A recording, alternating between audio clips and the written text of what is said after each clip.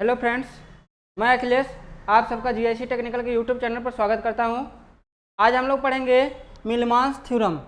ठीक है, मिलमांस थ्योरम क्या होता है, इनका स्टेटमेंट क्या होता है और इसको कैसे सॉल्व किया जाता है, इनके बेस्ट प्रॉब्लम कैसी हैं, कैसे सॉल्व करना है हम लोग न्यूमेरिकल। ठीक है, क्या क्या तरीका होता है इनको हम लोग इसमें के विषय में आप देखेंगे पढ़ेंगे। तो देखते हैं पहले मिलमांस थ्योरम क्या होता है।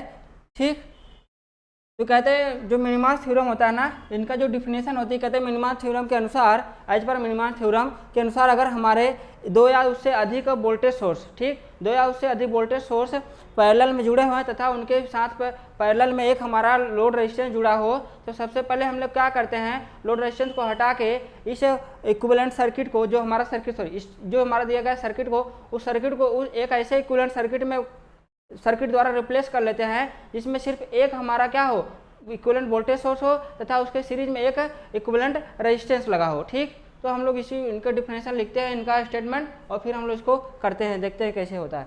ठीक, लिखते हैं, क्या कहते हैं कि एज पर Millman's theorem is, Millman's theorem के अनुसार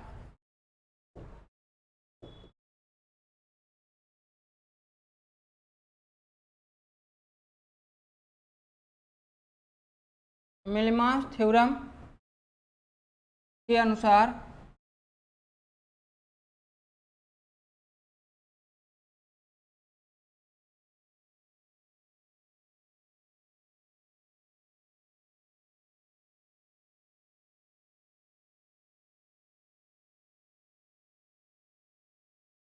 मिनिमास थ्योरम के अनुसार यदि दो से अधिक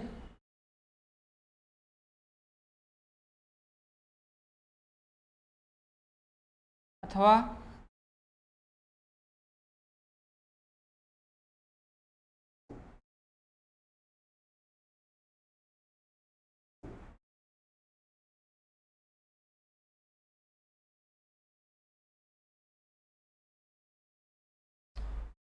दो से अधिक अथवा n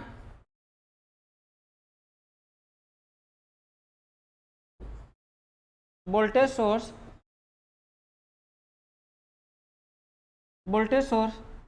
पैरेलल में जुड़े हों,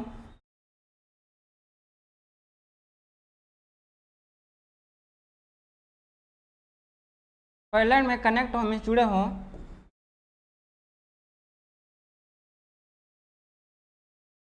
कनेक्ट हों तथा इसके बाद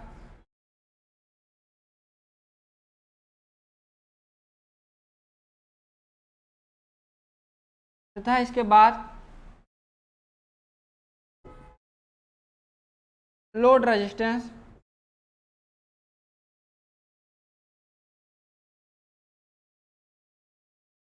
RL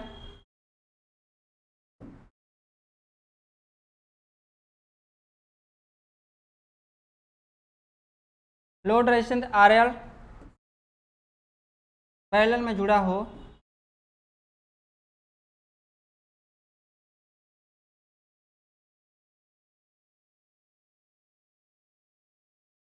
पैरेलल में जुड़ा हो, तो इस नेटवर्क या इस सर्किट को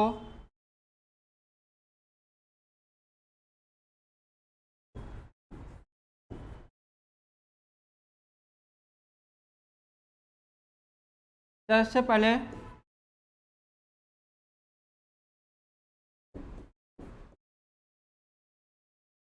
लोड रेजिस्टेंस को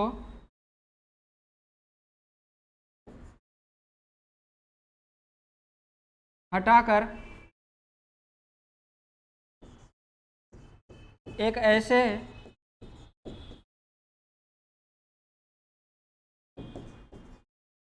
इक्विवेलेंट वोल्टेज सोर्स तथा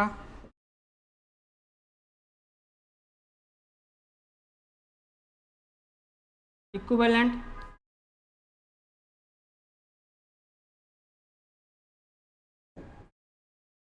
सीरीज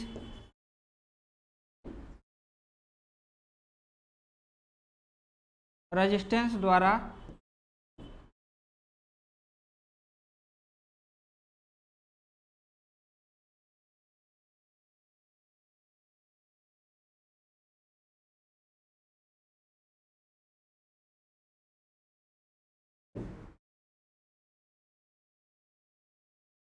रेजिस्टेंस द्वारा बने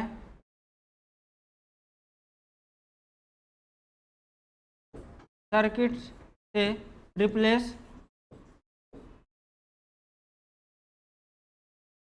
से रिप्लेस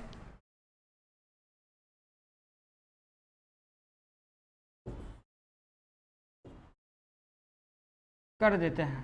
ठीक, सर्किट से क्या करते हैं, रिप्लेस कर देते हैं। कह रहे हैं कि मिलीमास थ्योरम के अनुसार ये दो से अधिक अथवा n वोल्टेज सोर्स पैरेलल में कनेक्ट हो तथा इसके बाद लोड रेजिस्टेंस RL पैरेलल में जुड़ा हो तो इस सर्किट को या इस नेटवर्क को सबसे पहले लोड रेजिस्टेंस को हटाकर एक ऐसे इक्विवेलेंट वोल्टेज सोर्स तथा इक्विवेलेंट सीरीज रेजिस्टेंस द्वारा बने सर्किट के द्वारा या सर्किट से रिप्लेस कर देते हैं। ठीक, रिप्लेस कर देते हैं। ये इनका मिलीमास थ्योरम का स्टेटमेंट था। और इसमें जो हमारे इक्विवेलेंट वोल्टेज और इक्विवेलेंट रेजिस्टेंस की वैल्यू होती है हम लोग उसको लिखते हैं। इसके अनुसार जो हमारा होता है, जो इक्विवेलेंट जो हमारा वोल्टेज होता है भी, जो हमारा इक्विवेलेंट होता है वो हमारा होता है इसमें V1 G1 plus minus V2 G2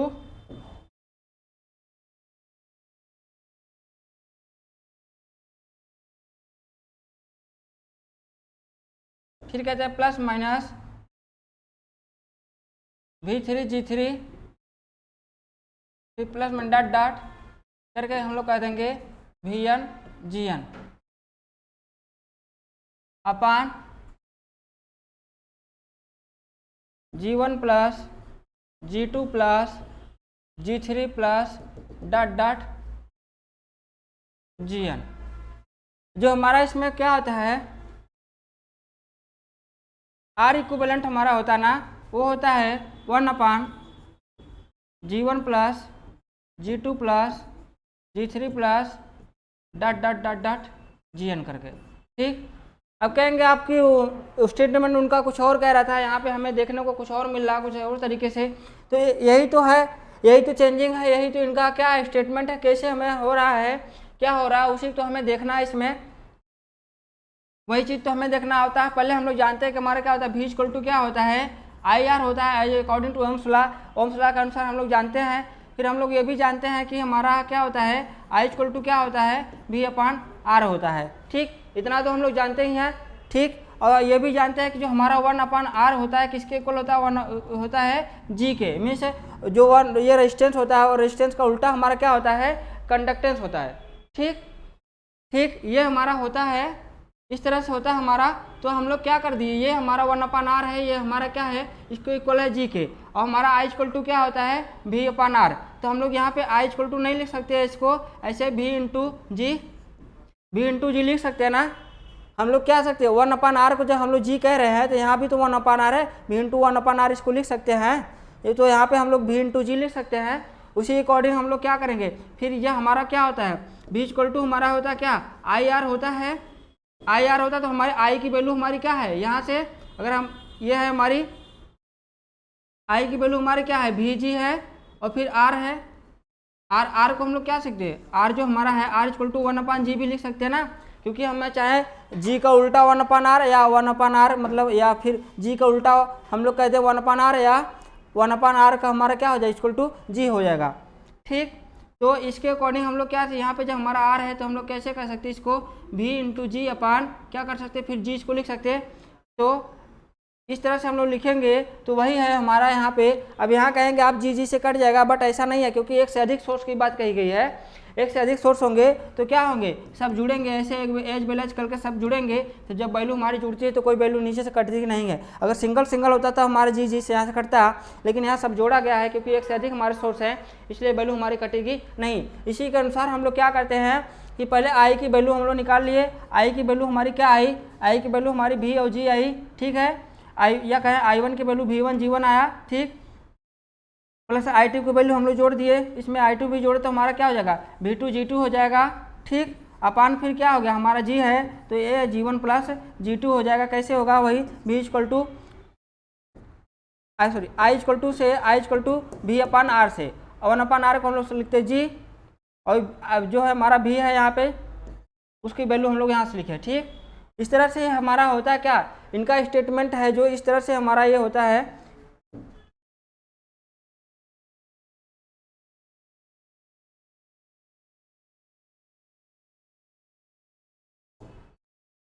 अभी हम लोग इस पे बेस न्यूमेरिकल करते हैं तो आपको समझ में आ जाएगा कंसेप्ट, लेकिन ये हमारा जो एक्चुअल इसका कॉन्सेप्ट है इसी बेस से हम लोग लिखते हैं इसको, इसी के अनुसार हम लोग क्या करते हैं लाते हैं अपना, ठीक। इसी बेस पे हम लोग लाते हैं v equal to I R से, हम लोग जानते हैं i इक्वल टू होगा v अपन आर और 1 अपन आर इक्वल टू हमारा g होता है। फिर हमारा क्या होता है i equal to V G हम लोग लिख सकते हैं, कैसे लिख सकते हैं, वही i जो हमारा v है 1 अपन आर को हम लोग g लिख दिए तो i इक्वल टू क्या हो गया वी जी हो गया। फिर हम लोग तो v equal to I R, तो आई आर तो i की वैल्यू जो हमारी वी जी है उसको लिख दिए, फिर r की वैल्यू r हमारा है r को हम लोग क्या सकते हैं 1 अपन जी लिख सकते हैं, तो हम लोग क्या वी जी अपन जी लिख दिए। यहाँ पे सब वैल्यू एक दूसरे से जुड़ी रहेंगी तो क्या होगा, ये कटेंगे नहीं, यहाँ सिंगल सिंगल रहेगा तब जी जी से कटेगा। वैसे हमारे सब जी1 जी2 v1 v2 ऐसे करके जुड़ा होता है, एक एक जुड़ा होता है, इसलिए हमारा कटता नहीं वैल्यू, ठीक। ये हमारा इनका स्टेटमेंट होता है, ये इनके लिए हमारा जो है इक्विवेलेंट वोल्टेज होता है, ये हमारा इक्विवेलेंट रेजिस्टेंस होता है, ठीक। हम लोग जब इस पे क्वेश्चन करते हैं आपको क्लियर हो जाएगा पूरा इसका कॉन्सेप्ट। ये हमारा यहाँ पे इन्होंने क्वेश्चन दे रखा है, क्वेश्चन इनका है कुछ इस तरह से है,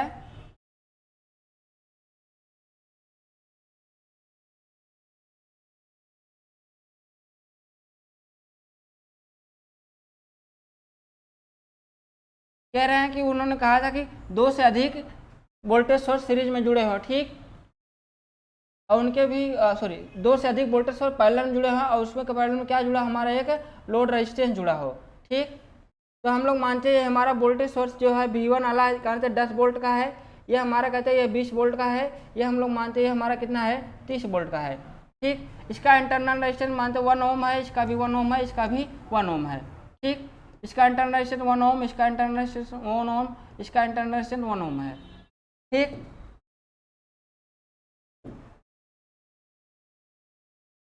और ये हमारा इसका लो है, ये लोड रेजिस्टेंस RL है, ठीक। RL है कह देते ये हमारा माना कि लोड रेजिस्टेंस हमारा जो RL है ये 3 ओम का है, ठीक। अब ये कह रहे हैं कि क्वेश्चन इन्होंने क्वेश्चन में क्या कह रखा है, सॉरी क्वेश्चन में इन्होंने कह रखा है कि 3 ओम का रेजिस्टेंस या कहें लोड रेजिस्टेंस अगर वो इन्हीं में कह दें, कह रहे हैं कि 3 ओम के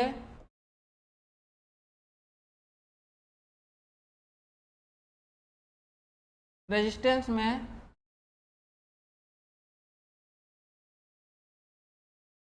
करंट की वैल्यू ज्ञात कीजिए, करंट की वैल्यू ज्ञात कीजिए। कह रहे हैं कि ये हमारा क्वेश्चन दे दिया, हमें मिलमास थ्योरम के अकॉर्डिंग लगाना है, तो हम लोग इसमें पढ़े थे कि सबसे अगर हमें क्या देखना है मिलमास थ्योरम फॉलो होगा कि नहीं होगा। हम देख रहे हैं कि 2 से अधिक वोल्टेज सोर्स हमारे कैसे जुड़े हैं, पैरेलल में जुड़े हुए हैं, और उनके साथ हमारा एक लोड रेजिस्टेंस भी पैरेलल में जुड़ा हुआ है, मीन्स हमारा मिलमास थ्योरम इस पर क्या होगा फॉलो होगा। तो हम लोग सबसे पहले करेंगे लोड रेजिस्टेंस को हटा देंगे, ठीक, लोड रेजिस्टेंस को हटा देंगे, बाकी का जो हमारा वोल्टेज सोर्स है उसको एक इक्विवेलेंट वोल्टेज में तथा जो हमारा रेजिस्टेंस लगे हुए उनको एक इक्विवेलेंट रेजिस्टेंस में हम लोग क्या करेंगे कन्वर्ट कर लेंगे ना। तो उसके अनुसार हम लोग क्या करेंगे, यहाँ से पहले इसको हम लोग लिखते, तो यहाँ पे हम लोग वोल्टेज सोर्स और इंटरनल रेजिस्टेंस लगा देते हैं, इनका लोड रेजिस्टेंस जो है इनको क्या करेंगे हटा देंगे।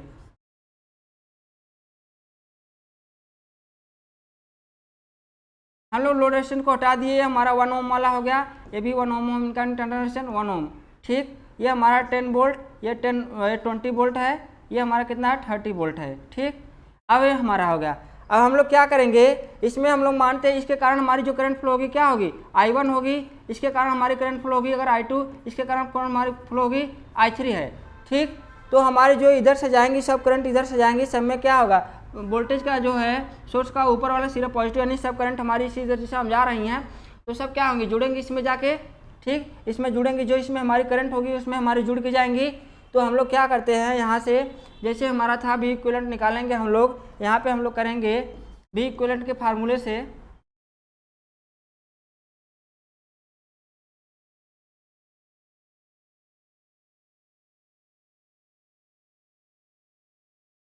हम लोग पहले यहाँ पे अगर जी की वैल्यू निकालें, G1 की कर दें, G1 की वैल्यू हम निकालेंगे तो हम लोग क्या कहेंगे 1/R, ठीक, 1/R1। ये हमारे क्या है, ये R1 R2 जो हमारे जो इंटरनल रेजिस्टेंस है उन्हीं की वैल्यू है, R1 R2 हम लिखेंगे। यहाँ हम लोग कहेंगे G2 इक्वल टू लिखेंगे क्या है 1/R2। यहाँ पे हम लोग क्या कहेंगे G3 इक्वल टू क्या कहेंगे 1/R3।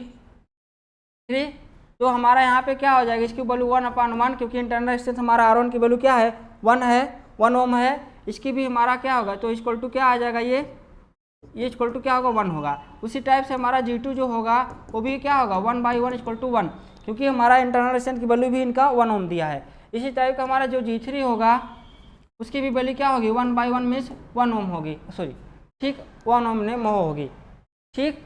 ये हमारा G1 G2 की वैल्यू हमारी G3 की वैल्यू हमारी क्या हो गई, निकल के आ गई। अब हम लोग क्या करेंगे, अब हम लोग निकालेंगे इक्विवेलेंट वोल्टेज के लिए, निकालने के लिए हमें क्या चाहिए V1 into G1 into R equivalent, ठीक, R equivalent upon R equivalent, यानी R इक्विवेलेंट जो हमारा होगा, R इक्विवेलेंट हमारा होगा, ये सब देखिए, ये वाला भी, ये वाला भी, ये वाला भी, तीनों हमारे कैसे जुड़े हैं, पैरेलल में जुड़े हैं। तो जो हमारा यहाँ पे रेजिस्टेंस होगा हमारा R 1/R से हम लोग कहेंगे 1/R equal to 1/R1 plus 1/R2 plus 1/R3। ये हमारा रेजिस्टेंस होगा इक्विवेलेंट वाला, तो हमारा आएगा क्या 3 अपान क्या होगा 1 होगा, 1/R इक्विवेलेंट। तो हम लोग R इक्विवेलेंट कहेंगे, R इक्विवेलेंट हमारा क्या होगा 1/3 हो जाएगा, 1/3 हमारा क्या हो जाएगा R इक्विवेलेंट आ जाएगा। तो अब हम लोग क्या करेंगे, अपने फार्मूले पे चलेंगे, जो हमारा इनका स्टेटमेंट फार्मूला था वही पे V इक्विवेलेंट के लिए हम लोग क्या करेंगे,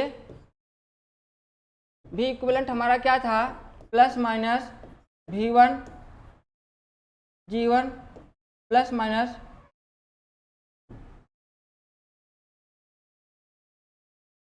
V2 G2 plus minus V3 G3, हमारा 3 ही है तो हम लोग 3 ही लिख रहे हैं। अपान हम लोग क्या करते थे, G1 हमारा था प्लस G2 था प्लस G3 था, ठीक।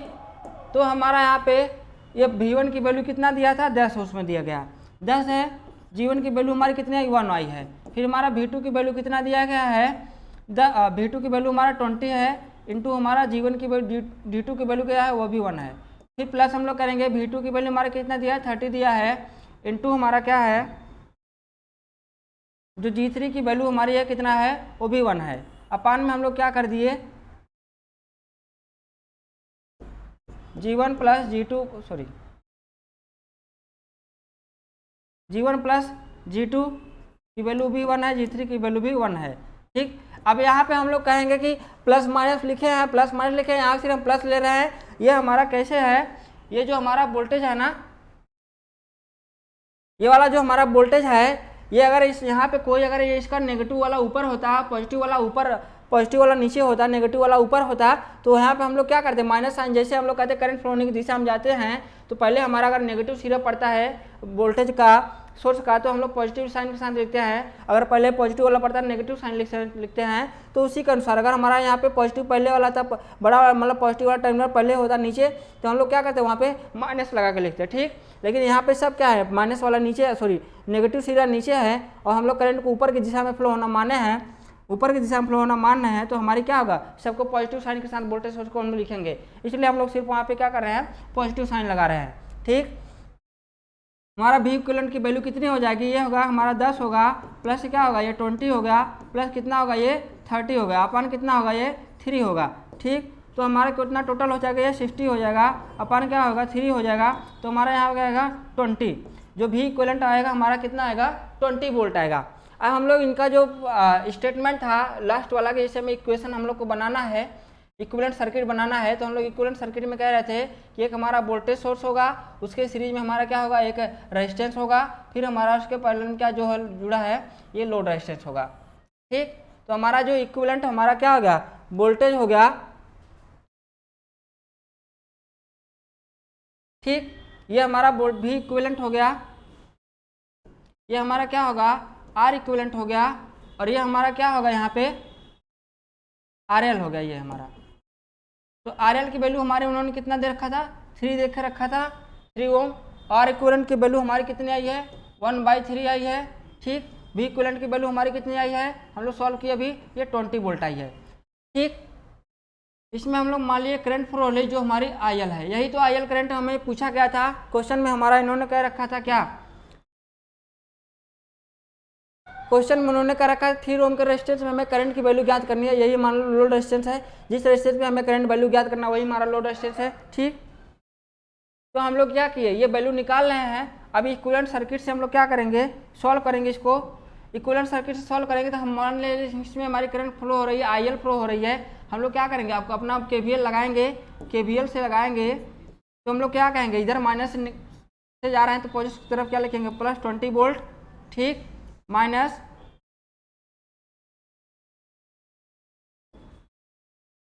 IL इंटू 1/3, फिर क्या करेंगे माइनस IL इंटू 3। ठीक,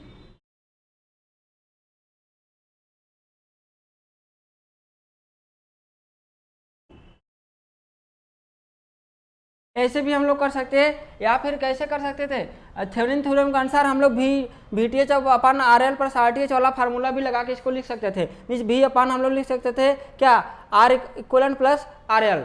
ठीक, तो यहाँ से हमारा वही हो जाएगा, जो हमारा IL आएगा, IL इक्वल टू हमारा होगा 20 अपन आएगा 1/3 प्लस क्या आएगा 3 आएगा। ठीक, अब इसको हम लोग सॉल्व करेंगे, क्या इतना होगा 20 अपन क्या होगा, ये 20 अपन ये होगा कितना 3 कैंसिल होगा, ये 3 3 का 9 प्लस 1 10, हमारा 10 अपन कितना हो जाएगा 3।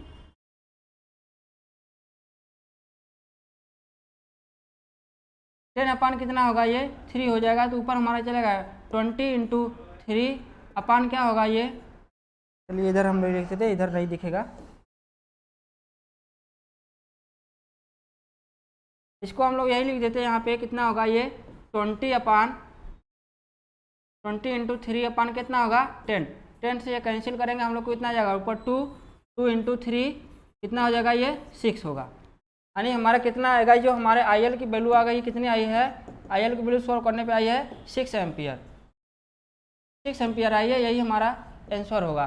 ठीक, तो इसी के अकॉर्डिंग हम लोग क्या कर दिए, ज़्यादातर क्या करता है एग्जाम में आपसे फार्मूला ही दे देता है कि हमारा जो इसमें V इक्विवेलेंट होता है उसका क्या फार्मूला होता है, और I इक्विवेलेंट हमारा जो निकलता है वो कैसे निकलता है वही पूछता है। बाकी इतना बड़ा न्यूमेरिकल आपको सॉल्व करने के लिए वो नहीं देगा, ये स्टेटमेंट पूछता है कि हमारा क्या, स्टेटमेंट पूछता है कि हमारा मिलमास थ्योरम क्या होता है, उसके अनुसार हम लोग क्या करते हैं, या फिर हमारा ये फार्मूला V वाला वोल्टेज वाला दे देगा, V इक्विवेलेंट R इक्विवेलेंट का वो देगा, सही है या नहीं है ये पूछता है। ठीक, आज के लिए तो हम लोग इतना पढ़ते हैं, कल हम लोग पढ़ेंगे डुअल मिलमास थ्योरम, मीन्स उसमें हमारा क्या होता है, उसमें हमारा 2 से अधिक क्या होते हैं करंट सोर्स जो होते हैं हमारे सीरीज में जुड़े होते हैं, तो हम लोग उन सर्किट को क्या करते हैं कि ऐसे इक्विवेलेंट सर्किट में बदलते हैं जिसमें हमारा क्या होता है कि इक्विवेलेंट करंट सोर्स होता है, उसके परिणाम हमारा क्या होता है इक्विवेलेंट रेजिस्टेंस होता है और हमारा लोड रेजिस्टेंस होता है। ठीक, उसको हम लोग पढ़ेंगे, उसको कैसे कन्वर्ट करेंगे उसको देखेंगे और उसके बेस प्रॉब्लम देखेंगे। ठीक, तो आज इतना ही पढ़ते हैं, ठीक है, धन्यवाद।